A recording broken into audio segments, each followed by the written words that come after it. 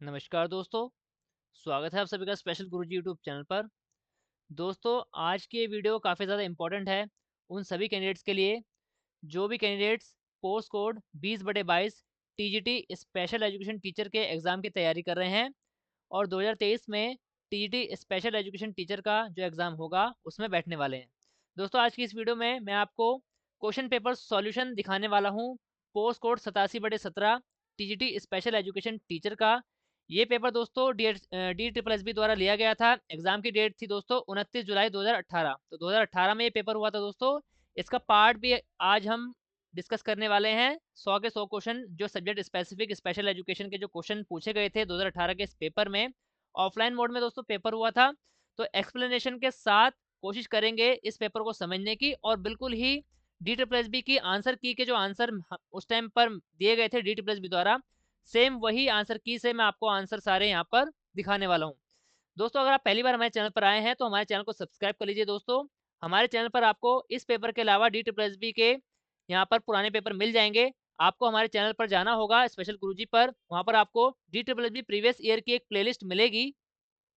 इस प्लेलिस्ट में दोस्तों आपको यहाँ पर हमने 93/20 का पार्ट ए और पार्ट बी का सॉल्यूशन डाला हुआ है। इसके अलावा post code 15/17 special educator primary का पेपर भी आपको यहाँ पर पूरा मिल जाएगा विद सॉल्यूशन और एक्सप्लेनेशन। तो दोस्तों, अगर आपने अभी तक चैनल को सब्सक्राइब नहीं किया है तो चैनल को सब्सक्राइब कर लीजिए। आपकी तैयारी के लिए हमारा चैनल काफ़ी हेल्पफुल हो सकता है। अब शुरू करते हैं दोस्तों पेपर।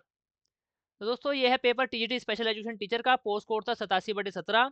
पहला क्वेश्चन है दोस्तों, changes in the individual's thought, intelligence and language comprise which of the following process? Hindi में अगर पढ़ें, व्यक्ति के विचार, बुद्धिमानी और भाषा परिवर्तन निम्नलिखित में से किन प्रक्रियाओं द्वारा बने हैं? तो इसका जो सही आंसर है दोस्तों संज्ञानात्मक, ऑप्शन नंबर ए कॉग्निटिव। अगला क्वेश्चन पढ़ते हैं दोस्तों, हानिकारक व्यवहार जो कि शत्रुता, नकारात्मक और अवज्ञापूर्ण व्यवहार से चिन्हित होता है को निम्नलिखित में से कौन सा नाम दिया गया है? तो इसका जो सही ऑप्शन है दोस्तों ऑप्शन नंबर सी विरोधात्मक अवज्ञापूर्ण विकार, अपोजिशनल डेफिएंट डिसऑर्डर। तीसरा क्वेश्चन है 103, the developmental principle that tends to proceed from head downwards is known as. तो सिर से पैर की ओर जो डेवलपमेंट होता है उसका क्या नाम है दोस्तों? इसको कहते हैं दोस्तों सिफालोकॉडल, ऑप्शन नंबर बी। अगला question 104, the first 2 weeks after conception is known as which of the following period. गर्भ धारण के बाद पहले 2 हफ्तों को निम्नलिखित में से कौन सी अवधि कहा जाता है? इसका जो सही आंसर है दोस्तों वो है option number D, germinal. Next question पढ़ते हैं दोस्तों, Maslow emphasises basic physical needs under which approach of psychology.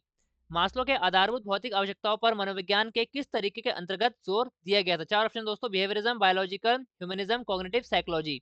इसका जो सही आंसर है दोस्तों ऑप्शन नंबर सी, ह्यूमनिज्म, मानवीय। आगे बढ़ते हैं दोस्तों, question number 106, according to Risley racial classification which of these description best fit the Aryo Dravid. Risley के प्रजातीय वर्गीकरण के अनुसार निम्नलिखित में से कौन सा वर्ण आर्य द्रविड़ पर सही बैठता है दोस्तों? इसमें चार ऑप्शन दोस्तों, लोग जिनके खून में यह नस्ल पाई जाती है वे मुख्यतः बलूचिस्तान और अफगानिस्तान में पाए जाते हैं। वे मुख्यतः यूपी और बिहार में पाए जाते हैं। यह नस्ल मुख्यतः पूर्वी पंजाब, राजस्थान और कश्मीर में पाई जाती है। यह सीथियन और द्रविड़ों की एक मिश्रित प्रकार की प्रजाति है। तो इस क्वेश्चन का जो सही आंसर है दोस्तों ऑप्शन नंबर डी है। It is a mix racial type of Scythian and Dravids. यह सीथियन और द्रविड़ों की एक मिश्रित प्रकार की प्रजाति है। अगला क्वेश्चन पढ़ते हैं दोस्तों, क्वेश्चन नंबर है 107, निम्नलिखित में से कौन सी सामाजिक संस्था विभाजन, वंचन और अपवर्जन की एक इकाई है जबकि एक शक्तिशाली सामुदायिक जागरूकता को भी बढ़ावा देती है? चार ऑप्शन दोस्तों, कक्षा, शिक्षा, जाति और समाज। सही ऑप्शन रहेगा दोस्तों ऑप्शन नंबर सी, कास्ट, जाति। 108 नंबर है, which of these is not a dimension of culture. Culture का डायमेंशन, संस्कृति की विमा कौन सी नहीं है? तो यहाँ पर चार ऑप्शन दिए गए हैं, शिक्षा बनाम सार्वजनिक वर्ग, सार्वभौमिकता बनाम अनन्यता, विशिष्ट बनाम विस्तृत, उदासीन बनाम भावुक। तो 108 का जो सही आंसर है दोस्तों, education versus social class, option number A, शिक्षा बनाम सामाजिक वर्ग। 109 question, web of social relationship is used to describe which of the following? The nation, social class, society या फिर कास्ट।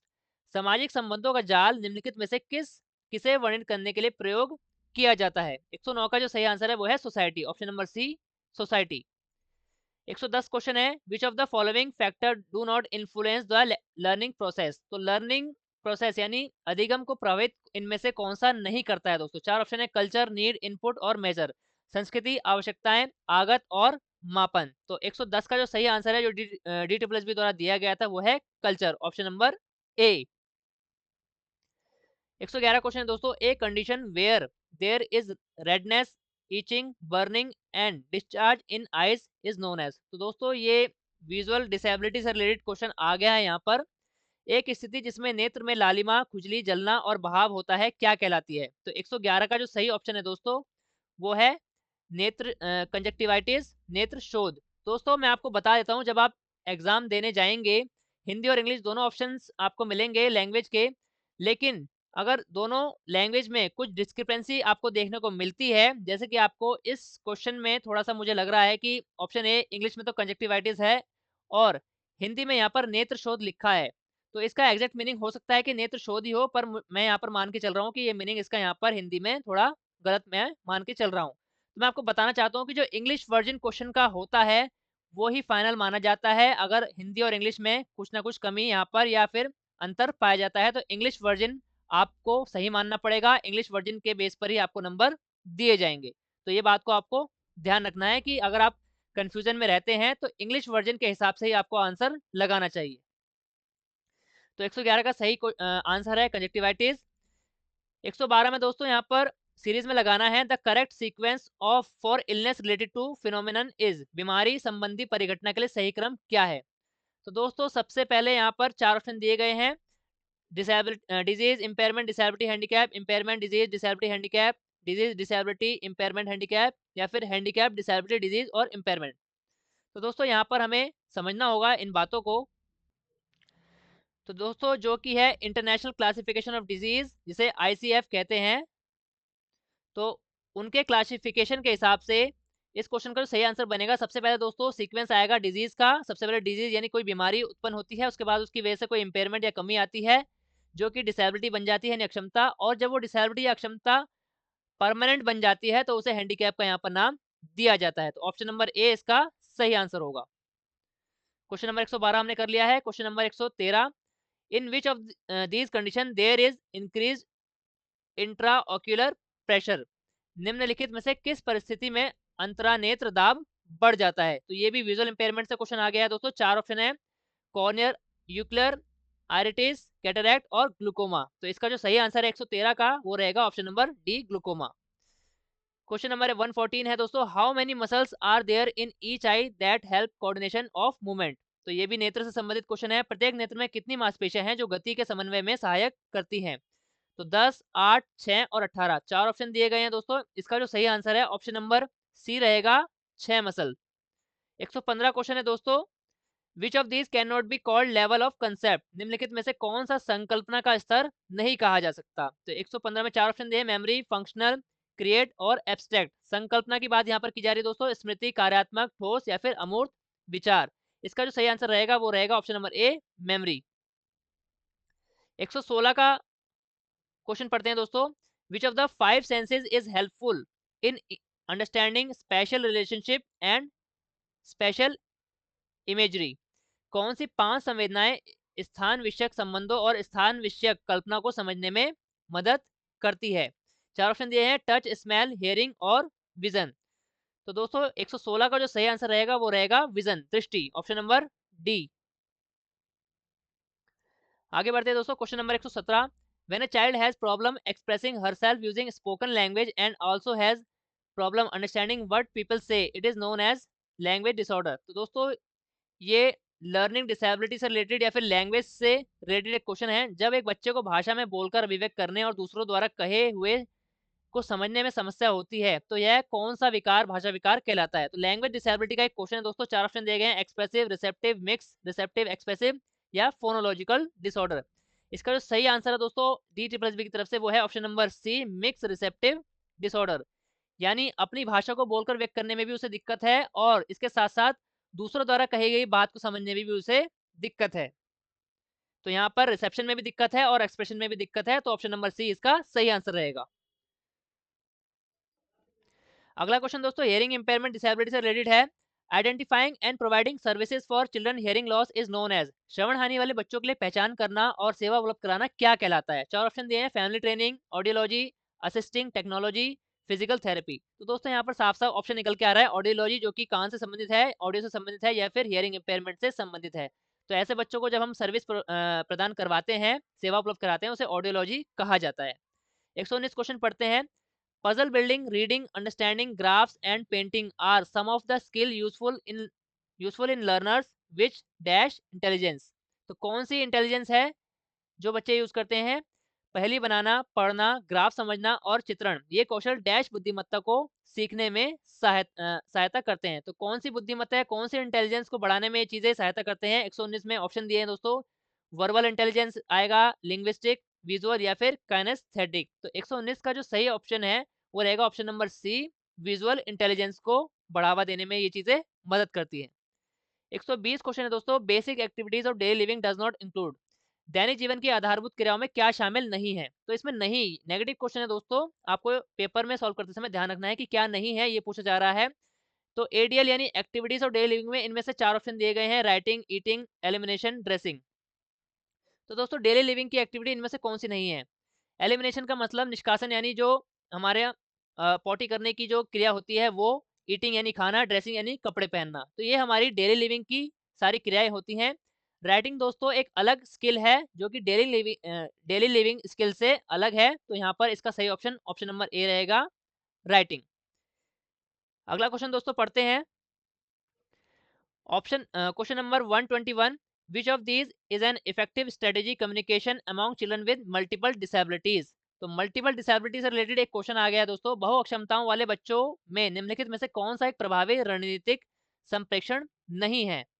तो दोस्तों यहाँ पर भी आप देख सकते हैं, हिंदी में लिखा है नहीं है और इंग्लिश में लिखा है, इंग्लिश में कहीं पर भी नॉट का इस्तेमाल नहीं किया गया है। तो ऐसे क्वेश्चन जब आपको पेपर में देखने को मिलेंगे कि हिंदी में कुछ और मतलब निकल रहा है और इंग्लिश में कुछ और मीनिंग यहाँ पर निकल के आ रहा है, ऐसी स्थिति में केवल और केवल इंग्लिश वाला जो वर्जन है वही वैलिड माना जाएगा। ऐसा DSSB के सर्कुलर में भी लिखा गया है। तो इस क्वेश्चन में दोस्तों थोड़ा सा कंफ्यूजिंग क्वेश्चन है। मैं चाहूंगा कि आप कमेंट बॉक्स में भी अपने हिसाब से आंसर बताएं। मैं आपको DSSB ने जो आंसर दिया था वो बता रहा हूँ।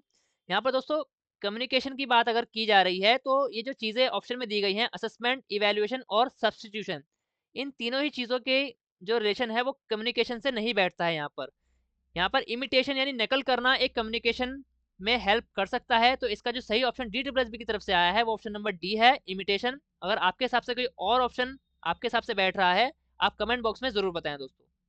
अगला क्वेश्चन पढ़ते हैं दोस्तों। Question number 122, a mechanical device fitted to the body to maintain it in an anatomical और functional position is known as. शरीर में एक यांत्रिक युक्ति लगाना जो इसे शारीरिक या फिर कार्यात्मक स्थिति में बनाए रख सके, डैश कहलाती है। तो यहाँ पर दोस्तों ये फिजिकल डिसेबिलिटी से रिलेटेड क्वेश्चन है। क्वेश्चन नंबर 122, चार ऑप्शन दिए गए हैं, प्रोस्थेसिस, क्रचेस, ऑर्थोसिस या फिर वॉकर। तो 122 का जो सही आंसर रहेगा दोस्तों ऑर्थोसिस, ऑप्शन नंबर सी। आगे बढ़ते हैं। A splint is a type of, खपच्ची डैश का एक प्रकार है। तो ये भी दोस्तों लोकोमोटर डिसेबिलिटी का एक क्वेश्चन है। Upper limb orthosis, caster cart, caliper, ankle foot orthosis. तो 123 का जो सही आंसर है खपच्ची वो है upper limb orthosis. Question number 124 पढ़ते हैं दोस्तों। Which of the following statements is true.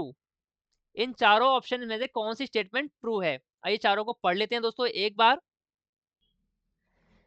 Option number A है, genetic disorder do not cause blindness. अनुवांशिकी विकारों से अंधापन नहीं होता है।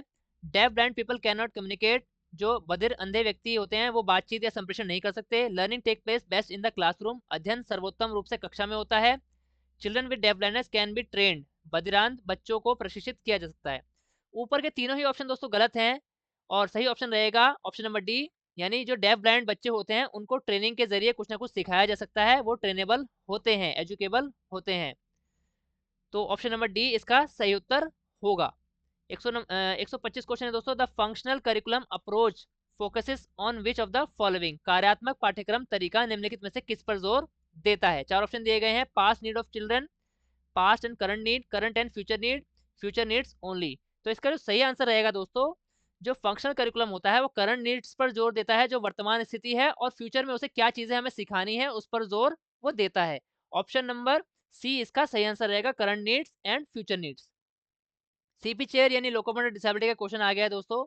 दोस्तों मैं आपको एक बात बताना चाहता हूँ, 87/17 का ये जो पेपर हुआ था 2018 में, ये उस समय का दोस्तों काफी मुश्किल पेपर था, क्योंकि इसमें जो क्वेश्चन पूछे गए थे दोस्तों, काफी ज्यादा गहराई से डिसेबिलिटी के क्वेश्चन पूछे गए थे, और उस समय के जितने भी कैंडिडेट थे उन सभी के लिए ये पेपर उस टाइम पे सॉल्व कर पाना काफी मुश्किल था। तो इसके जो क्वेश्चन हैं दोस्तों, आपको आने वाले एग्जाम्स में काफी हेल्पफुल होने वाले हैं। 126 नंबर का क्वेश्चन है दोस्तों, in the CP chair the hips knees and angles are at which degree. तो यहाँ पर डिग्री पूछी गई है सीपी चेयर में कि किस डिग्री पर व्यक्ति बैठता है, 180 डिग्री, 30 डिग्री, 60 डिग्री या फिर 90 डिग्री। ऑप्शन नंबर डी है 90 डिग्री। आगे बढ़ते हैं दोस्तों, a procedure intended to establish the quality performance और reliability something is known as. गुणवत्ता, निष्पादन, विश्वसनीयता स्थापित करने के लिए एक प्रक्रिया डैश कहलाती है। इंटरवेंशन, प्रैक्टिस, टेस्ट, मेजर, हस्तक्षेप, अभ्यास, परीक्षण या फिर माप। तो 127 का सही आंसर है ऑप्शन नंबर सी, टेस्ट। आगे बढ़ते हैं, which of these provide data that is quantitative in nature. निम्नलिखित में से कौन सा आंकड़े उपलब्ध कराता है जो प्रवृत्ति में मात्रात्मक होते हैं। तो मात्रात्मक आंकड़े कौन सा उपलब्ध कराता है, ये 4 ऑप्शन दिए गए हैं, इंटरव्यूज, सर्वे, फोकस ग्रुप डिस्कशन या फिर पोस्ट कार्ड। तो इसका जो सही आंसर है दोस्तों, सर्वे के द्वारा मात्रात्मक आंकड़े हमें मिलते हैं, option number B. Data that includes diaries, return account of past event और company report are also known as. आंकड़े जिसमें दैनंदिनी पिछली घटनाओं का लिखित ब्यौरा या फिर कंपनी रिपोर्ट शामिल होती है, डैश कहलाती है। 129 में 4 ऑप्शन दिए गए हैं, प्राइमरी आंकड़ा यानी प्राथमिक आंकड़े, द्वितीयक सेकेंडरी आंकड़े, टेरिटरी आंकड़े या फिर क्वार्टरनरी आंकड़े। तो आंकड़ों का टाइप पूछा गया है, 129 का जो सही आंसर रहेगा ऑप्शन नंबर बी, सेकेंडरी यानी द्वितीयक आंकड़े। 130 क्वेश्चन है, selected response test are also called. चुनिंदा प्रतिक्रिया परीक्षण डैश भी कहलाते हैं। तो टेस्ट के जितने भी टाइप होते हैं उनमें क्वेश्चन आ गया है 130। इसका ये ऑप्शन है subjective, fill in the blanks, objective या फिर शॉर्ट आंसर। तो इसका जो सही आंसर है दोस्तों, ऑप्शन नंबर सी रहेगा, objective type question. Kilpatrick describe 4 type of project including one of the following. तो जो किलपैट्रिक थे उन्होंने प्रोजेक्ट विधि के टाइप्स बताए थे दोस्तों, उसका एक क्वेश्चन आ गया है। इसमें 4 ऑप्शन दिए हैं, problematic project, social project, group project या फिर इंडिविजुअल प्रोजेक्ट। तो इसका सही ऑप्शन ढूंढना है। इसका सही आंसर है दोस्तों पहला ऑप्शन, ऑप्शन नंबर ए, प्रॉब्लमैटिक प्रोजेक्ट। अगला क्वेश्चन दोस्तों, which of these project improves the appreciation power of student. निम्नलिखित में से कौन सी परियोजना विद्यार्थियों की प्रशंसा शक्ति को बढ़ाती है। तो 132 में 4 ऑप्शन दिए गए हैं, ड्रिल, प्रॉब्लमैटिक, कंस्ट्रक्टिव या फिर एस्थेटिक। तो इसका जो सही आंसर रहेगा 132 का, वो रहेगा दोस्तों option number D, D triple की तरफ से, एस्थेटिक यानी सौंदर्य परक। 133 क्वेश्चन की तरफ बढ़ते हैं दोस्तों, this is the role of the teacher during the project method of teaching. तो दोस्तों आप देख सकते हैं यहाँ पर 131, 132 और 133 तीनों ही क्वेश्चन लगातार प्रोजेक्ट विधि से पूछ लिए गए हैं इस पेपर में। तो आप देख सकते हैं कि किस तरीके से क्वेश्चन पूछे गए थे, लगातार एक ही टॉपिक से 3 क्वेश्चन उठा लिए गए हैं। यह परियोजना विधि शिक्षण के दौरान शिक्षक की भूमिका है। तो शिक्षक की भूमिका के बारे में प्रोजेक्ट मेथड में पूछा गया है कि क्या भूमिका होती है। 133 में 4 ऑप्शन है, डिक्टेटर, कमांडर, ऑथोरिटेरियन या फिर गाइड। तो प्रोजेक्ट विधि में दोस्तों शिक्षक की जो भूमिका होती है वो एक मार्गदर्शक की यानी गाइड की होती है, option number D. An advantage of objective type test. तो जो वस्तुनिष्ठ प्रकार के यानी एमसीक्यू टाइप के क्वेश्चन होते हैं उनका एक लाभ कौन सा है। Guessing, high court, objectivity, test, superficial knowledge, अनुमान लगाना, उच्च मूल्य, वस्तुनिष्ठता, ऊपरी ज्ञान को परीक्षण करना। तो फायदा पूछा है दोस्तों, 134 का सही ऑप्शन रहेगा objectivity, वस्तुनिष्ठता। In this type of assessment, deep level objective understanding, application and problem solving skill can be evaluated। तो assessment के यहाँ पर characteristics बता दी हैं कि एक assessment होता है जिसमें ये सारी चीजें होती हैं। अब वो पूछ रहा है कि कौन सा assessment वो ऐसा है जिसमें ये सारी चीजें इंक्लूड हो जाती हैं। तो 4 ऑप्शन दिए गए हैं, matching item, short answer, objective item या फिर फिल इन द ब्लैंक्स। तो इनमें से सही ऑप्शन कौन सा रहेगा दोस्तों, शॉर्ट आंसर टाइप क्वेश्चन। इससे दोस्तों डीप लेवल की नॉलेज, ऑब्जेक्टिव अंडरस्टैंडिंग, एप्लीकेशन और प्रॉब्लम सॉल्विंग स्किल, ये सारी चीजें चेक हो जाती हैं। Option number B, short answer 135 का। A disadvantage of essay type item is, निबंध प्रकार के मदों की हानि है। तो निबंध प्रकार के मद यानी डिसएडवांट ऐसे टाइप क्वेश्चन होते हैं, उनमें क्या कमी है पूछा जा रहा है।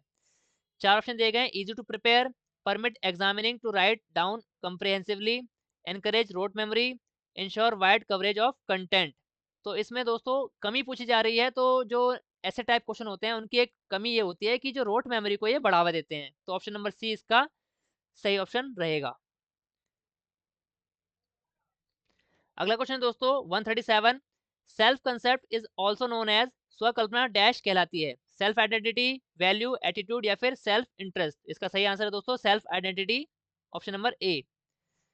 The total mark and weightage to be given to different level of question is also termed, दो भिन्न स्तरों के प्रश्नों को दिए जाने वाले कुल अंक और भारांक डैश कहलाते हैं। 4 ऑप्शन दिए गए हैं दोस्तों। Weightage to difficulty level, weightage to form of question, weightage to content, weightage to objectives. तो 138 का सही आंसर है वेटेज टू डिफिकल्टी लेवल, कठिन स्तर को भारांक, option number A. A sector graph is otherwise called, तो सेक्टर ग्राफ से क्वेश्चन आ गया दोस्तों। सेक्टर ग्राफ का दूसरा नाम क्या है? खंड ग्राफ, अन्यथा क्या कहलाता है? तो इसका दूसरा नाम पूछ रहा है, पाई डायग्राम है, बार डायग्राम है, हिस्टोग्राम है या फिर लाइन डायग्राम है। तो खंड ग्राफ को दोस्तों पाई डायग्राम कहते हैं, ऑप्शन नंबर ए, पाई आरेख या फिर पाई डायग्राम। आगे बढ़ते हैं दोस्तों 140 question, children with this type of dyslexia, learning disability का क्वेश्चन आ गया दोस्तों। Dyslexia are able to sound out individual letter phonetically but have trouble identifying pattern of letter in groups। तो दोस्तों डिसलेक्सिया में भी टाइप्स होते हैं और उसका एक क्वेश्चन आ गया है। इस प्रकार के डिसलेक्सिया से पीड़ित बच्चे एक अक्षर का उच्चारण सही से कर पाते हैं परंतु समूह में अक्षर के पैटर्न को पहचानने में सक्षम नहीं होते।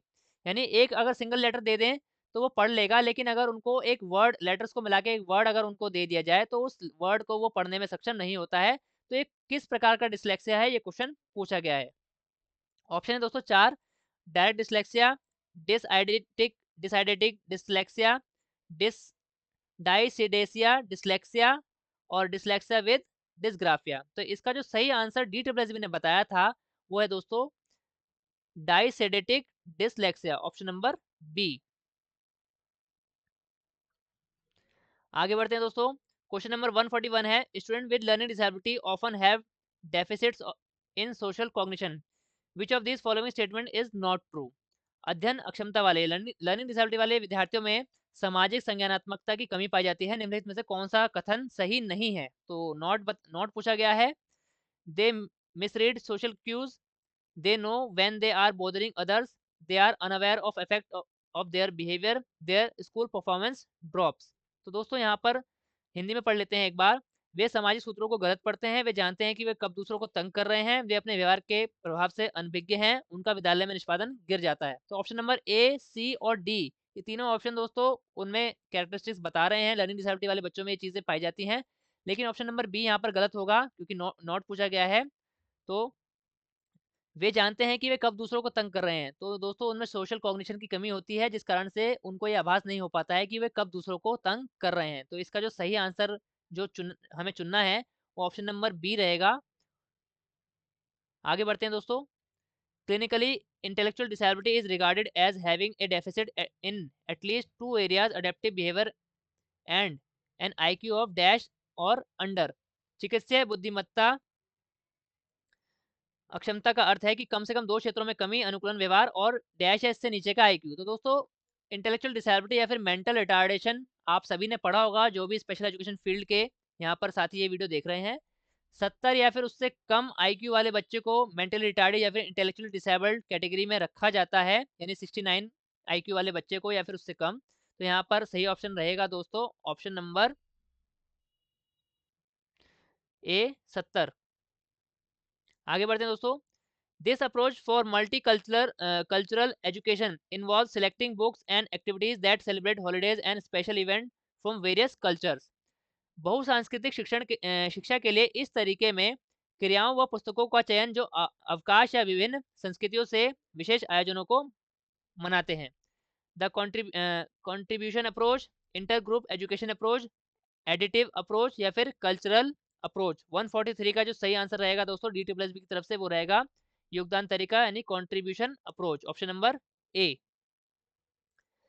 आगे बढ़ते हैं दोस्तों, which of this method is considered a synthetic art, निम्नलिखित में से कौन सी विधियां कृत्रिम कला कहलाती हैं? चार ऑप्शन दिए गए हैं दोस्तों, नरेशन, क्वेश्चनिंग, डिस्कशन और ड्रामेटाइजेशन। तो ऑप्शन नंबर इसका डी, ड्रामेटाइजेशन का सही आंसर रहेगा दोस्तों। The biocentric model of disability is most appropriately describe as which of the following, अक्षमता का जैव केंद्रीकरण मॉडल सर्वाधिक उपयुक्त रूप से निम्नलिखित में से किसके रूप में वर्णित होता है दोस्तों? तो जो डिसेबिलिटी को डिस्क्राइब करने के दोस्तों कई तरीके होते हैं, इसमें से एक तरीका होता है बायोलॉजिकल मॉडल या बायोसेंट्रिक मॉडल, जिसमें जैविक तरीकों को यहाँ पर कैरेक्टरिस्टिक्स को यहाँ पर ध्यान में रखा जाता है। तो उसके बारे में पूछा है कि इनमें से कौन सा ऑप्शन सही रहेगा। Custodial care causing extreme isolation and the marginalisation of people with disabilities, regard disability as a medical और genetic condition, entitlement to right is differentiated according to judgment of individual incapacity. It affirms that all human beings are born with certain inalienable rights. तो option number D इसका सही option है दोस्तों, D T plus B की तरफ से। आगे बढ़ते हैं दोस्तों, which of these statement in relation to reinforcement is false, तो रीइंफोर्समेंट के बारे में इनमें से कौन सा कथन सही नहीं है यानी गलत है? तो चार ऑप्शन दिए गए हैं, इस must be delivered according to a plan reinforcement schedule, improvement should be reinforcement must be delivered at the time at the end of the day, it should not be given if the student does not achieve the required criterion. तो 146 का जो सही option रहेगा दोस्तों, option number C, reinforcement must be delivered at the end of the day. तो दिन के अंत में देना चाहिए, ये ऑप्शन गलत है, दिन के अंत में नहीं देना चाहिए दोस्तों। बच्चा जब भी पॉजिटिव रिस्पॉन्स कर रहा है और डिजायरेबल बिहेवियर को सीख रहा है स्टेप बाय स्टेप, तो स्टेप बाय स्टेप उसे उसकी हर अचीवमेंट पे हमें रीइंफोर्समेंट देना चाहिए और रीइंफोर्स करते रहना चाहिए। ऑप्शन नंबर सी इसका सही आंसर रहेगा। व्हाट इज नेगेटिव रीइंफोर्समेंट, तो दोस्तों आप यहाँ पर देख सकते हैं कि रीइंफोर्समेंट से लगातार दो क्वेश्चन आ गए हैं।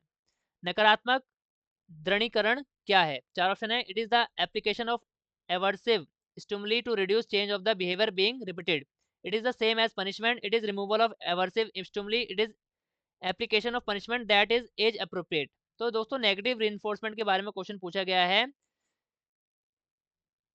इसका जो सही आंसर है दोस्तों वो है option number C, it is removal of aversive stimuli, यह विपरीत उद्दीपक को हटाता है। आगे बढ़ते हैं दोस्तों, 148 question, the drama experience for a disabled child fulfil the purpose of, एक अक्षम बच्चे के लिए नाटक का अनुभव डैश उद्देश्य को पूरा करता है? Education, both education, therapy, diagnosis, both education and diagnosis. 148 का दोस्तों ऑप्शन नंबर बी, एजुकेशन और थेरेपी दोनों तरीके से वो काम करता है। The process of looking at a series of written symbol and getting meaning from them is also known as, लिखित संकेतों की श्रृंखला को देखना और उसके अर्थ निकालने की प्रक्रिया क्या कहलाती है दोस्तों?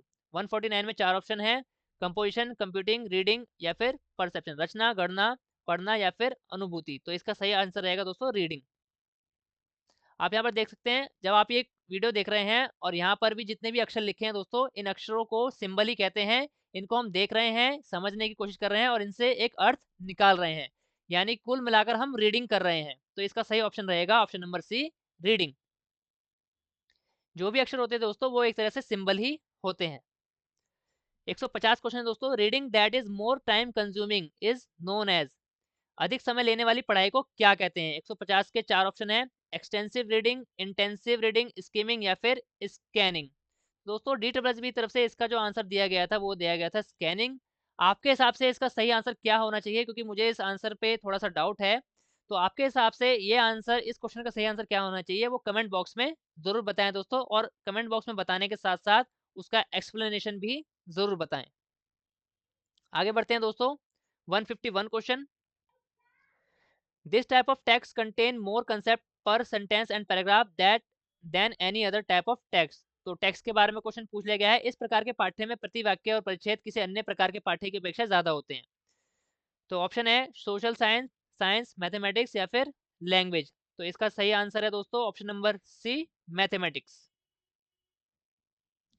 आगे बढ़ते हैं, colour perception in infant has been demonstrated as early as, शिशुओं में रंग की अनुभूति शीघ्रतम डैश में प्रदर्शित की जाती है? 4 ऑप्शन दोस्तों, 1 महीना, 2 महीना, 3 महीना या फिर 4 महीने। तो इसका सही आंसर है ऑप्शन नंबर डी, 4 महीने। Piaget's sensory motor stage states that development is caused by dash type of reflex, classical, primitive, operant या फिर habit। तो पियाजे की थ्योरी से दोस्तों क्वेश्चन आ गया है, ऑप्शन नंबर बी इसका सही आंसर है, प्रिमिटिव। आगे बढ़ते हैं दोस्तों। During which stage does a child attain reasoning power of mature adult. तो दूसरा क्वेश्चन भी ये पियाजे की थ्योरी से लिया गया है। किस चरण के दौरान बालक परिपक्व वयस्क की तार्किक शक्ति प्राप्त कर लेता है? Formal operation, concrete operation, pre operational या फिर सेंसरी मोटर। तो दोस्तों आप सभी जानते हैं कि पियाजे की जो विकासात्मक थ्योरी है उसमें 4 स्टेजेस होती हैं, जिसमें चौथे नंबर की स्टेज है दोस्तों फॉर्मल ऑपरेशन, जिसमें बच्चा एक वयस्क की तार्किक सोच प्राप्त कर लेता है। तो इसका सही ऑप्शन रहेगा ऑप्शन नंबर ए, फॉर्मल ऑपरेशन स्टेज। 155 है, which of these is a disorder among pre school children. निम्नलिखित में से कौन सा पूर्व विद्यालय बच्चों का एक विकार है?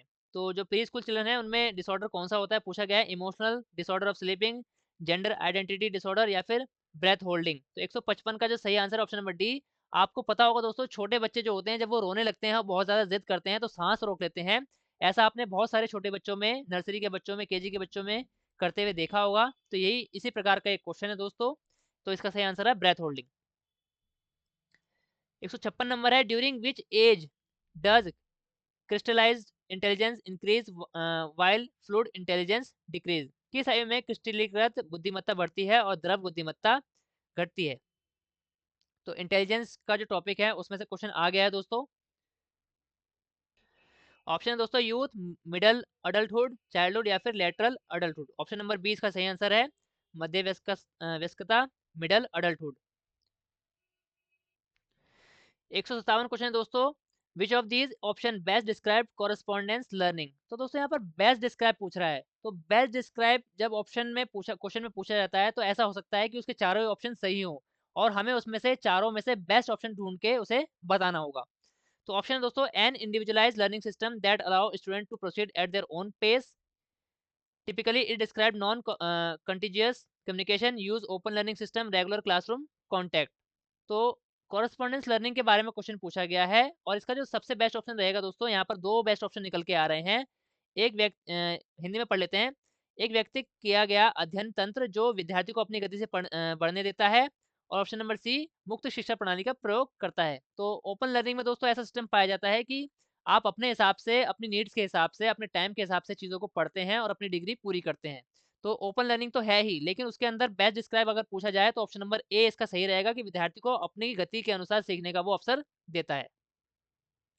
अगला क्वेश्चन है, which of these forms of education are describe by as those offering a measure of flexibility and autonomy to study the programme of their choice when and where they wish and at pace to suit their circumstances. तो दोस्तों दोबारा से ही उसी topic को लेकर question आ गया है। ओपन लर्निंग, डिस्टेंस लर्निंग से क्वेश्चन उठाया गया है। शिक्षा के कौन से रूपों में से क्रियाशीलता और स्वशासित तरीके अपनी पसंद के कार्यक्रम जब और जैसे चाहे अध्ययन अपनी परिस्थितियों के अनुसार एक गति पर कर सकते हैं, ऐसे रूप को क्या कहते हैं? तो 158 के 4 ऑप्शन है दोस्तों, distance learning, correspondence courses, formal education या फिर ओपन सिस्टम। तो option number D, open learning में ऐसा सिस्टम दिया जाता है। ऑप्शन नंबर डी इसका सही एग्जाम्पल रहेगा दोस्तों, Indira Gandhi national open university, जिसमें आप अपने हिसाब से अपनी पसंद का कोर्स अपनी गति के हिसाब से उसे पूरा कर सकते हैं जॉब के साथ साथ। तो ओपन लर्निंग इसका सही आंसर रहेगा, ओपन सिस्टम। 159 क्वेश्चन है दोस्तों, which of the following is an intangible cultural heritage. निम्नलिखित में से कौन सी एक अमूर्त सांस्कृतिक विरासत है? Ritual, traditional clothing, art work या फिर मोन्यूमेंट। दोस्तों जब यहाँ पर इंटेंजिबल की बात करी जा रही है तो यहाँ पर रिचुअल्स यानी रिवाज जो हमारे हैं वो इंटेंजिबल हैं यानी अमूर्त हैं, और वो सांस्कृतिक विरासत भी है। ऑप्शन नंबर ए। 160 नंबर है दोस्तों, among these statement which statement most appropriately describe individualist perspective. निम्नलिखित कथनों में से कौन सा वैयक्तिकता दृष्टिकोण का सबसे अच्छी तरह वर्णन करता है? चार ऑप्शन हिंदी में पढ़ लेते हैं दोस्तों। विद्यार्थी समूह के साथ कार्य करते हैं और जब कभी आवश्यकता होती है सहायता करते हैं। माता पिता शैक्षिक निर्देश और मार्गदर्शन देने के लिए शिक्षक को विशेषज्ञता को स्वीकारते हैं। अधिक सक्षमता से सीखने के क्रम में विद्यार्थी कक्षा में शांत और सम्मानपूर्ण रहते हैं। ऑप्शन नंबर डी है, अध्यापक अप्रत्यक्ष रूप से कक्षा के वातावरण को प्रतिबंधित करते हैं और विद्यार्थियों को स्व नियंत्रण को बढ़ावा देते हैं। तो इसमें जो व्यक्तिगत दृष्टिकोण को अगर बात करें तो ऑप्शन नंबर डी सबसे बेस्ट रहेगा दोस्तों। डी ट्रिपल बी ने भी यही आंसर दिया है। Teacher manage the school environment indirectly and encourage student self control, option number D. आगे बढ़े दोस्तों, 161 क्वेश्चन है। Who among the following emphasised learning by doing activities in connection with the life of the child. बालक के जीवन के संबंध में करके सीखने की क्रियाओं पर निम्नलिखित में से किसने जोर दिया था? चार ऑप्शन है, रॉबर्ट ओन, महात्मा गांधी, रविन्द्रनाथ टैगोर या फिर जॉन डेवी। तो इसका सही ऑप्शन रहेगा दोस्तों John Dewey, option number D. Which nation has the largest population of illiterate adult in the world. किस देश में अनपढ़ वयस्कों की जनसंख्या विश्व में सबसे ज्यादा है? तो चीन, भारत, ब्राजील या फिर बांग्लादेश। तो दोस्तों यहाँ पर सही ऑप्शन रहेगा option number B, Bharat. The condition of anotia refers to which of the following. Anotia की स्थिति, दोस्तों एनोटिया कंडीशन है उसके बारे में पूछा जा रहा है, निम्न में से किसे संदर्भित करती है? तो ऑप्शन पढ़े तो दोस्तों, hypoplasia of external auditory canal, aplasia of external auditory canal. तो दोस्तों ये जो क्वेश्चन है ये हियरिंग इंपेयरमेंट डिसेबिलिटी से रिलेटेड है, आप यहाँ पर पढ़ पा रहे होंगे। ऑडिटरी वर्ड आ गया है। Complete absence of auricle and lobule, severe cup ear. तो 163 दोस्तों, कितना गहरा क्वेश्चन पूछा गया है यहाँ पर। आप समझ सकते हैं कि उस टाइम अगर ये पेपर में पूछा जाए आपसे ये क्वेश्चन, तो आप इस क्वेश्चन को बिल्कुल ही अटेम्प्ट नहीं कर पाएंगे। तो इस क्वेश्चन का जो सही आंसर है डी प्लस बी की तरफ से वो दिया गया है complete absence of auricle and lobule, कर्ण, शशकुल्ली और पीड़िका की पूर्ण अनुपस्थिति। तो एनोटिया इसका मतलब यहाँ पर ये निकाला गया है। तो दोस्तों जिस व्यक्ति ने एनोटिया टर्म को नहीं पढ़ा है, इसके बारे में नहीं पढ़ा है, तो वो व्यक्ति इस क्वेश्चन का आंसर नहीं दे पाएगा। तो उस टाइम पर ये क्वेश्चन पेपर काफी मुश्किल बनाया गया था। 164 क्वेश्चन है दोस्तों। The single most frequently reported error in speech production which what is severely hearing impaired is. बोलने में एकल सर्वाधिक रिपोर्ट की जानलेवा जाने वाली त्रुटि जो गंभीर रूप से श्रवण दुर्बलता है। सब्स्टिट्यूशन, वॉइसिंग, सीवियर डिस्टॉर्शन या फिर ओमिशन। तो दोस्तों यहाँ पर इसका सही आंसर रहेगा option number D, omission. Omission का मतलब दोस्तों ये होता है, मैं आपको एग्जांपल देके बता देता हूँ। ओमिशन का मतलब होता है दोस्तों बोलते समय कुछ अक्षरों को बीच में छोड़ देना। मान लीजिए एक बच्चा स्कूल शब्द को कूल बोल रहा है और जो स है शुरू का आधा सा उसको वो छोड़ दे रहा है। स्कूल को कूल बोलना ये ओमिशन का एक उदाहरण है। इसका बड़ा कारण ये होता है दोस्तों कि उसने ठीक से वो वर्ड सुना ही नहीं है, इस कारण से वो ठीक से प्रोड्यूस नहीं कर पा रहा है। जैसे कि यहाँ पर आप देख सकते हैं कि गंभीर रूप से श्रवण दुर्बलता, श्रवण दुर्बलता यानी सुनने में वो ठीक नहीं है, इस वजह से वो उसको बोल भी नहीं पा रहा है। आगे बढ़ते हैं दोस्तों। Which of these is not a traditional approach to auditory training. श्रवण प्रशिक्षण के लिए निम्नलिखित में से कौन सा पारंपरिक तरीका नहीं है? आइडेंटिफिकेशन, डिस्क्रिमिनेशन, डिटेक्शन या फिर सब्स्टिट्यूशन। तो इसका जो तीन तरीके हैं, आइडेंटिफिकेशन, डिस्क्रिमिनेशन, डिटेक्शन, ये पुराने तरीके हैं। नया तरीका जो है दोस्तों वो है सब्स्टिट्यूशन, इसलिए ये पुराना तरीका या क्लासिकल अप्रोच नहीं है, ट्रेडिशनल अप्रोच नहीं है, सब्स्टिट्यूशन। 165 का ऑप्शन नंबर सी। आगे बढ़ते हैं दोस्तों। Self stimulating behaviour are also known as odd behaviour, mobility problem, postural behaviour या फिर मेडिकल कंडीशन। तो इसका सही ऑप्शन रहेगा ऑड बिहेवियर। ऑड बिहेवियर दोस्तों आप देखते होंगे कि ऑटिस्टिक चिल्ड्रन जो होते हैं वो हैंड फ्लैपिंग करते हैं या आई फ्लैपिंग करते हैं या फिर जंपिंग करते हैं या फिर आपके हाथ को प्रेस करेंगे या फिर हग करेंगे। तो ये दोस्तों उनका सेल्फ स्टिमुलेटिंग सेंसरी बिहेवियर होता है, सेंसरी नीड्स होती है उनकी, जिसके कारण से वो ऐसा बिहेवियर करते हैं। और आम भाषा में ऐसे बिहेवियर को ऑड बिहेवियर कहा जाता है। अगला क्वेश्चन पढ़ते हैं दोस्तों। Which of the following can be used as a screening criteria to rule out mental retardation in youth children. आपके छोटे बच्चे मानसिक मंदन का पता लगाने के लिए निम्नलिखित में से कौन सा एक छानबीन मापदंड के रूप में प्रयोग किया जा सकता है? तो मेंटल रिटार्डेशन की जो आइडेंटिफिकेशन है उसके बारे में क्वेश्चन पूछा गया है दोस्तों। पढ़ लेते हैं option. Use of gesture extensively while communicating, one eye move differently from the other, squinting, can not hold the head steadily. तो 167 का जो सही ऑप्शन है सिर सीधा ना रख पाना। जिसने भी बेसिक एमआर पढ़ा होगा दोस्तों उसमें मेंटल रिटार्डेड चिल्ड्रन की जो चेकलिस्ट होती है बेसिक एमआर की, उसमें एक ऑप्शन रहता है किसी डोमेन के अंदर, मुझे अभी डोमेन याद नहीं आ रहा है, उसमें होता है कि सिर सीधा रख पाता है या नहीं रख पाता। तो यहाँ पर ऑप्शन नंबर डी इसका सही आंसर रहेगा। आगे बढ़ते हैं दोस्तों। Question number 168। Which of these is not a post natal cause of multiple disability. निम्नलिखित में से कौन सा जन्म के बाद का बहु अक्षमता का कारक नहीं है? नहीं है पूछ रहा है दोस्तों, इस बात को आपको ध्यान रखना है। Contracting infection during birth, reaction to medication, brain injury due to abuse, child infection. तो ऑप्शन नंबर ए इसका सही रहेगा। जन्म के बाद का कारण कॉन्ट्रैक्टिंग इन्फेक्शन ड्यूरिंग बर्थ, तो जन्म के बाद का कारण पूछ रहा है और ये दोस्तों जो ऑप्शन है ये ड्यूरिंग बर्थ का है, तो ये ऑप्शन इसमें सही बैठ रहा है, option number A. Mental retardation is also known as loss of visual acuity, autism, cognitive disability, Alzheimer disorder. तो मेंटल रिटार्डेशन को और भी नाम से क्या बुलाया जाता है? इसका option number C cognitive disability यानी संज्ञानात्मक अक्षमता। एनोरेक्सिया नर्वोसा, दोस्तों एनोरेक्सिया नर्वोसा ये भी एक नया क्वेश्चन उस टाइम पर इस पेपर में पूछा गया था। ये 2 या 3 तरह के ईटिंग डिसऑर्डर होते हैं दोस्तों, ये आप अच्छे से पढ़ लेंगे, नेट पर सर्च कर लेंगे तो आपके लिए अच्छा रहेगा। आने वाले एग्जाम में अगर इससे क्वेश्चन आ जाएगा तो आप अच्छे से आंसर दे पाएंगे। Anorexia nervosa is a type of diet disorder in children.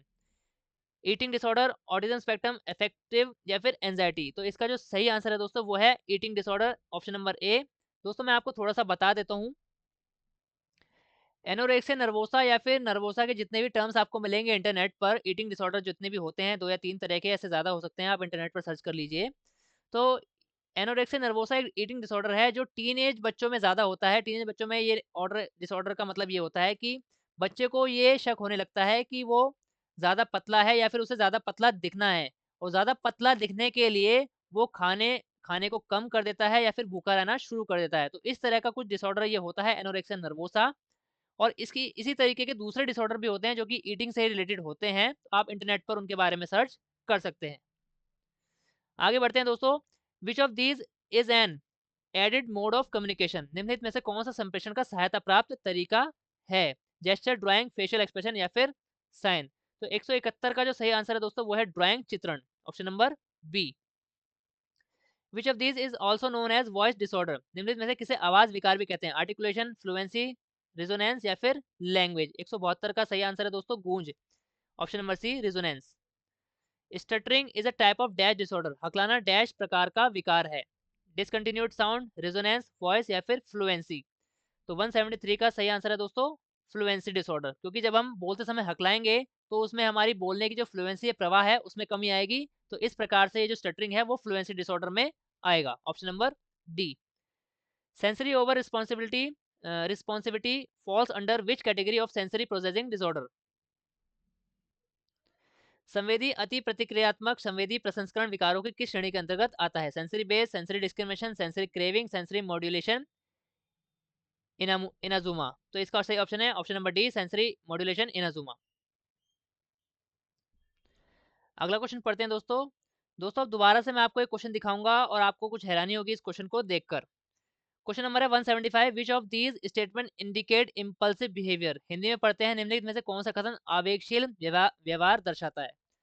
दोस्तों मैंने आपको बताया था कि जब आपको हिंदी और इंग्लिश दो वर्जन में क्वेश्चन मिलेगा, और अगर आपको दोनों हिंदी और इंग्लिश वर्जन में कुछ ना कुछ अंतर अगर मिलता है, जो इंग्लिश वाला वर्जन है उसी के बेस पर नंबर दिए जाएंगे। DT+B की पॉलिसी के हिसाब से इंग्लिश वाला वर्जन ही वैलिड माना जाएगा, भले ही हिंदी में उसका मीनिंग कुछ भी निकल रहा हो। यहाँ पर इसी प्रकार का एक क्वेश्चन है दोस्तों, ऑप्शन दिए गए हैं, पूछा जा रहा है कि इम्पल्सिव बिहेवियर इनमें से कौन सा दर्शाता है? तो ऑप्शन है difficulty staying in chair, difficulty taking turn, restlessness या फिर पुअर टास्क कंप्लीशन। चार ही ऑप्शन दोस्तों रेस्टलेसनेस यानी सॉरी इम्पल्सिव बिहेवियर को चार ही ऑप्शन दर्शा रहे हैं, लेकिन बेस्ट कौन सा है वो आपको यहाँ पर देखना है। ऑप्शन नंबर बी इसका सही आंसर है दोस्तों, DT+B की तरफ से भी और हमारी तरफ से भी। डिफिकल्टी टेकिंग टर्न्स, दोस्तों टर्न का मतलब होता है अपनी बारी का इंतजार करना, यानी अपनी बारी का इंतजार ना कर पाना इम्पल्सिव बिहेवियर दर्शाता है। इसके अलावा चेयर पर बैठना या फिर व्यग्रता दर्शाना या रेस्टलेसनेस या फिर किसी काम को पूरा ना कर पाना, ये सारी चीजें भी इम्पल्सिव बिहेवियर के उदाहरण हैं, लेकिन अपनी बारी का इंतजार ना कर पाना यहाँ पर बेस्ट ऑप्शन माना जाएगा। अब इसी ऑप्शन को अगर आप हिंदी में देखें, डिफिकल्टी टेकिंग टर्न, तो यहाँ पर अपनी बारी का इंतजार होना चाहिए था, लेकिन हिंदी में लिखा है टर्न का दूसरा मतलब जो कि है मुड़ना और मुड़ने में कठिनाई। तो दोस्तों जो भी साथी हिंदी के ऑप्शन पढ़ के इसका आंसर लगाएंगे तो वो मुड़ने में कठिनाई वाले ऑप्शन को डिलीट कर देंगे और इसका सही ऑप्शन लगाएंगे ए, सी या फिर डी में से, जो कि गलत हो जाएगा। तो मैं आपको दोबारा से फिर ये एग्जांपल दे रहा हूँ इस क्वेश्चन के माध्यम से, यहाँ पर हिंदी और इंग्लिश के ऑप्शंस में कितना ज़्यादा अंतर है आप यहाँ पर खुद दे सकते हैं।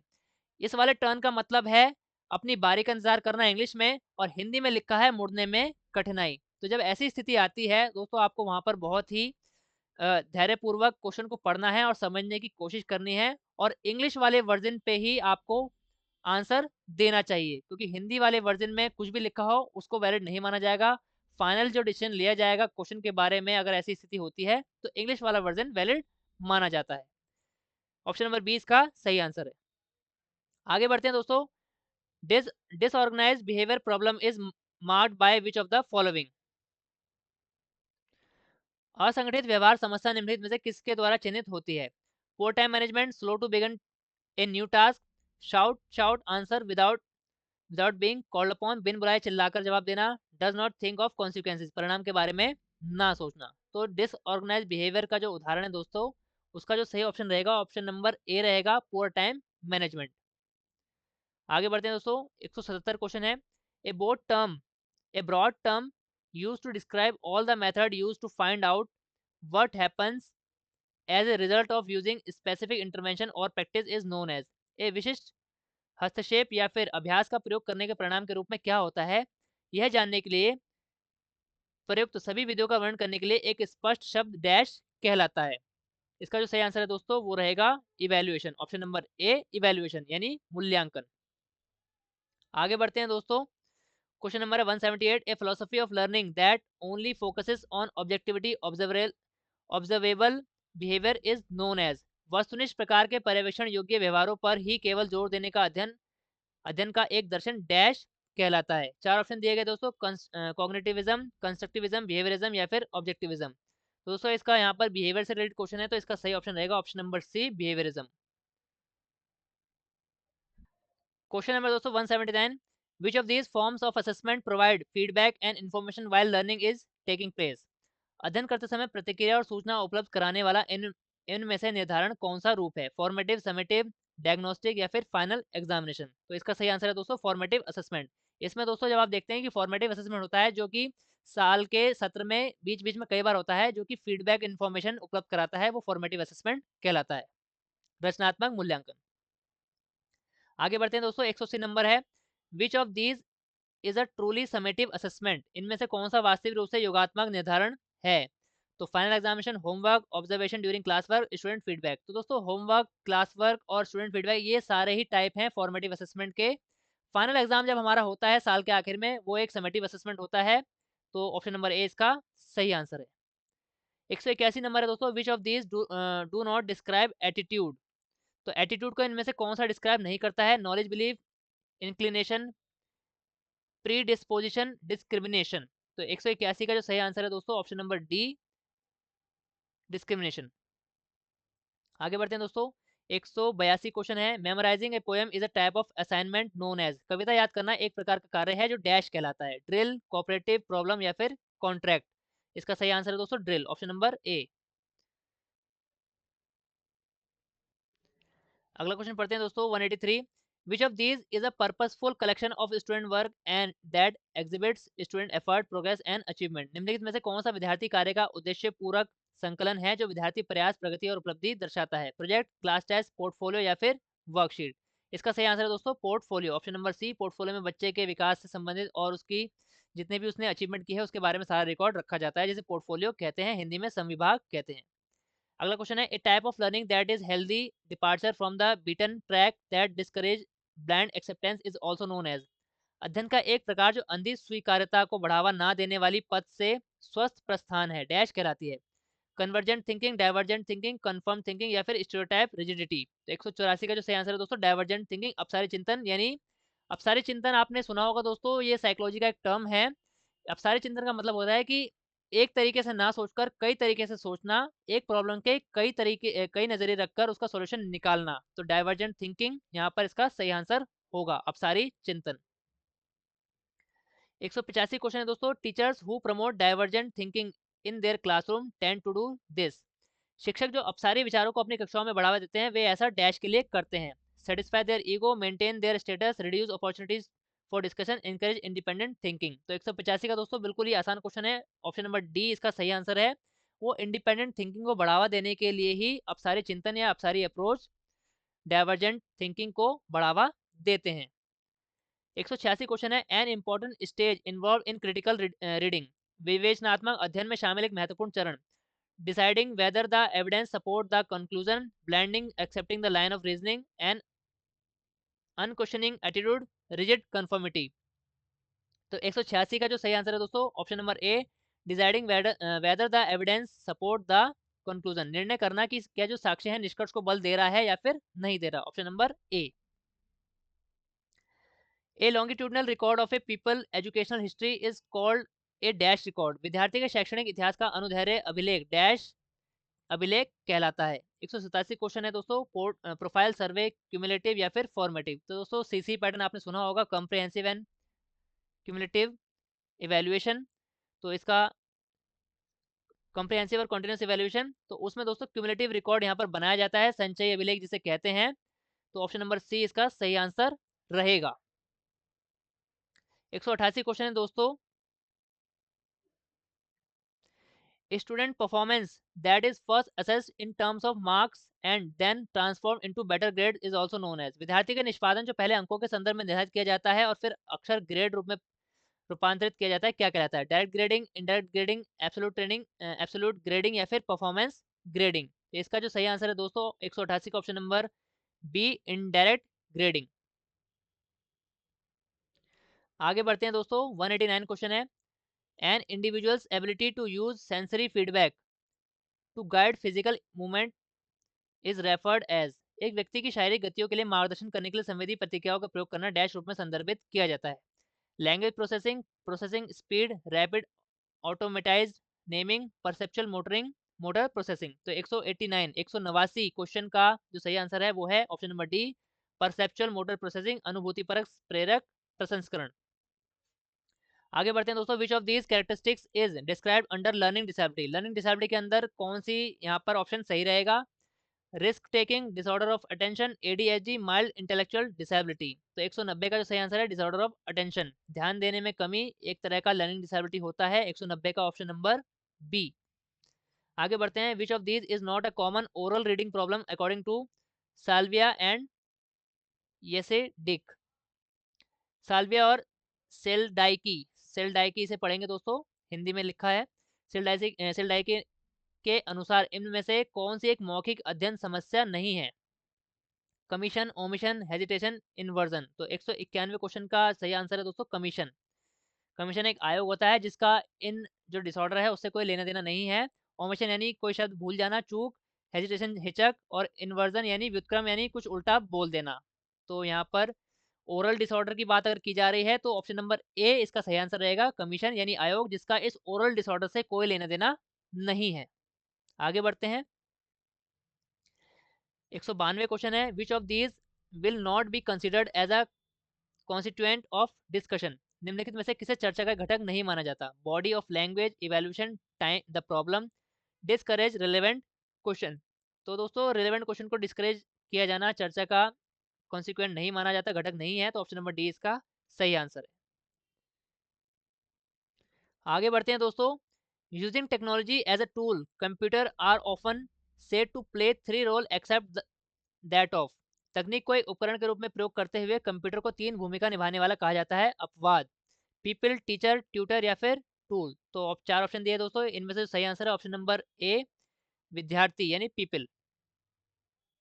According to Guralnick, child characteristics that are potential stressors for families created by child disability include which of the following, Guralnick के अनुसार बच्चे की अक्षमता द्वारा बनाए गए परिवारों के लिए संभावित तनावदेह बच्चे के लक्षण निम्नलिखित में से कौन सा शामिल है? Mental health of parent, health and safety provided by the family, marital relationship, resource need, संसाधनों की आवश्यकता। तो 194 क्वेश्चन का जो सही answer option number D, resource need. TEACCH approach से क्वेश्चन आ गया दोस्तों, the TEACCH program has been specifically designed for children with, तो यहाँ पर चार ऑप्शन दिए गए हैं दोस्तों, चार ऑप्शन है दोस्तों, ऑटिज्म, सेरेब्रल पाल्सी, स्टटरिंग और डेफ ब्लाइंड कंडीशन। तो दोस्तों टैक एक अप्रोच होता है, ये पूछा जा रहा है क्वेश्चन में कि ये टैक अप्रोच किस तरह की डिसेबिलिटी के लिए या किस तरह की प्रॉब्लम के लिए यूज किया जाता है? इसका सही ऑप्शन है दोस्तों ऑप्शन नंबर ए, ऑटिज्म। मैं आपको इस टैग की फुल फॉर्म बता देता हूँ, फुल फॉर्म देखकर ही आपको एकदम से पता लग जाएगा कि इसका आंसर जो है वो ऑटिज्म क्यों है। दोस्तों टैग की फुल फॉर्म होती होती है treatment and education of autistic and related communication handicap children. तो इसलिए इस क्वेश्चन का आंसर ऑटिज्म यहाँ पर लगाया गया है। आपको ये फुल फॉर्म याद कर लेनी चाहिए, फ्यूचर पेपर्स में ये फुल फॉर्म पूछी जा सकती है दोस्तों। आगे बढ़ते हैं दोस्तों, क्वेश्चन नंबर है 196। This concept means that all children with disability regardless of the nature or severity of the disability will be educated in general education। इस संकल्पना का अर्थ है कि अक्षमताओं वाले सभी बच्चे अक्षमता की गहनता या प्रवृत्ति से निरपेक्ष सामान्य शिक्षा में शिक्षित किए जाएंगे। तो लगभग इंक्लूसिव एजुकेशन का ये क्वेश्चन है दोस्तों। 4 ऑप्शन दिए गए हैं, main streaming, inclusion, partial inclusion या फिर फुल इंक्लूजन। यहाँ पर इसका सही ऑप्शन रहेगा फुल इंक्लूजन, यानी जीरो रिजेक्शन।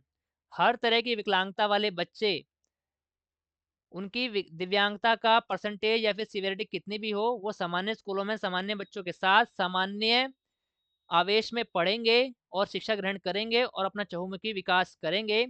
ये सारी चीज़ें जहाँ पर होंगी वहाँ पर होगा दोस्तों फुल इंक्लूजन, यानी पूर्ण समावेशन। आगे बढ़ते हैं दोस्तों, 197 क्वेश्चन है, the situation where a reinforcer losses its effectiveness is known as. वह स्थिति जहाँ एक दंडकारी अपना प्रभाव खो देता है क्या कहलाती है?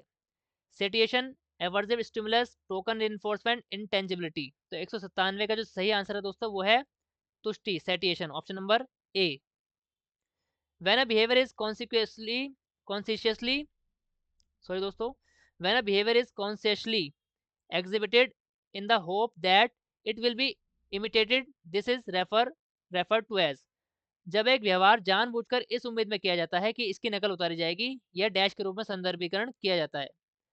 टोकन इन्फोर्समेंट, सेटिएशन, शेपिंग या फिर मॉडलिंग। तो दोस्तों जब भी हमें बच्चों को कुछ सिखाना होता है, मान लीजिए आप छोटे बच्चों को डांस सिखा रहे हैं, तो बच्चों को डांस सिखाने का सबसे अच्छा तरीका होता है कि उनको डांस करके दिखाया जाए, यानी मॉडलिंग की जाए या फिर डिमॉन्स्ट्रेशन किया जाए। तो 198 का जो सही आंसर रहेगा वो रहेगा ऑप्शन नंबर डी, मॉडलिंग। आगे बढ़ते हैं, the pedagogy and teaching methodology for art education generally is. कला शिक्षा के लिए शिक्षा शास्त्र और शिक्षण विधि सामान्यतः है passive learning, activity based learning, vocational learning या फिर डायलॉजिक लर्निंग। तो इसका सही आंसर है दोस्तों activity based learning, option number B. ये दोस्तों लास्ट क्वेश्चन, 200 नंबर का question, which is the highest goal of any art form. किसी कला रूप का उच्चतम लक्ष्य क्या है? Human relation, bond of love, stabilising new pedagogy, self realisation. तो दोस्तों इसका जो सही आंसर रहेगा, किसी highest goal of any art का रहता है सेल्फ रियलाइजेशन, यानी स्वानुभूति, ऑप्शन नंबर डी। तो दोस्तों हमने पूरा पार्ट भी सॉल्व कर लिया है। ये था पूरा question paper part B, post code 87/17, 87/17, TGT special education teacher. इसका एग्जाम 29 जुलाई 2018 को हुआ था दोस्तों, और काफ़ी मुश्किल पेपर उस टाइम के हिसाब से आया था दोस्तों। तो ये सारे के सारे क्वेश्चन हमने यहाँ पर डिस्कस कर लिए। मुझे पूरी उम्मीद है दोस्तों कि हमारे द्वारा बताए गए सारे के सारे 100 क्वेश्चन आपको अच्छे समझ आए होंगे और आपको इस वीडियो से और इस पेपर से आने वाले एग्जाम में काफ़ी ज़्यादा हेल्प मिलेगी, मैं ऐसी उम्मीद करता हूं दोस्तों। दोस्तों अगर आपको हमारी ये वीडियो और ये पेपर अच्छे समझ आया है तो आप इस वीडियो को ज़्यादा से लाइक कर दीजिए दोस्तों, क्योंकि आप लाइक करते हैं तो हमें मोटिवेशन मिलता है कि हम आगे अच्छी वीडियो आपके लिए बना के लाएँ और जानकारी वाली वीडियो आपके लिए बना कर लाएँ। दोस्तों इस वीडियो को ज़्यादा से ज़्यादा अपने दोस्तों तक शेयर कर दीजिए, उन लोगों तक शेयर कर दीजिए जो टीजीटी स्पेशल एजुकेशन टीचर के एग्जाम की तैयारी कर रहे हैं या फिर किसी और एग्जाम जो कि स्पेशल एजुकेशन से रिलेटेड है उसकी तैयारी कर रहे हैं। उन सभी एग्जाम्स के लिए जो क्वेश्चन पेपर है और ये वीडियो है ये बहुत हेल्पफुल होने वाली है दोस्तों।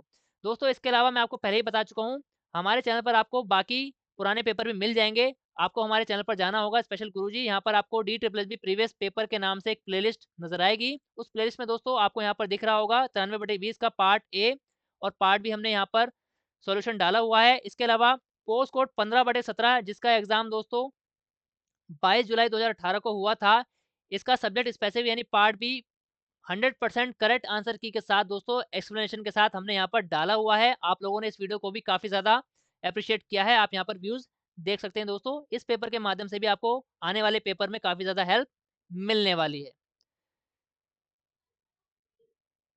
दोस्तों ऑल इंडिया में स्पेशल एजुकेशन और सभी प्रकार की टीचिंग वैकेंसी से जुड़ी ऑथेंटिक जानकारी पाने के लिए हमारे चैनल को सब्सक्राइब कीजिए। इसके साथ साथ वीडियो का नोटिफिकेशन सबसे पहले पाने के लिए बेल आइकन को भी प्रेस कीजिए। धन्यवाद दोस्तों, मिलते हैं आपसे अगली वीडियो।